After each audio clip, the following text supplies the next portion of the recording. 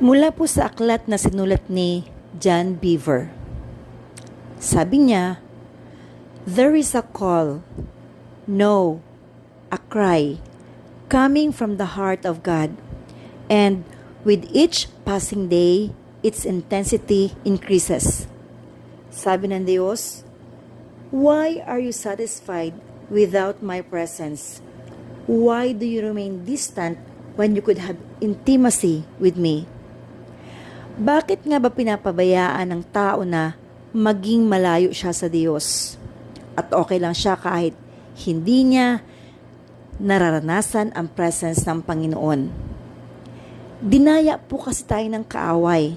Pinaramdam niya sa atin na magiging kontento tayo sa kung anong mayroon sa mundo. Opo, pansamantala. Pero dumarating ang time, di ba? Napapagod tayo, nagsasawa. Kasi nga, hindi yon ang nais ng Diyos sa atin. Hindi po sa mundo ang tunay na pwesto natin, kundi sa harapan ng Diyos. Kaya naman, hahanapin talaga ng tao ang Diyos. Mapapagod po talaga tayo, magsasawa, kung wala ang Diyos sa ating buhay. Ano ang ginawa ng Panginoon?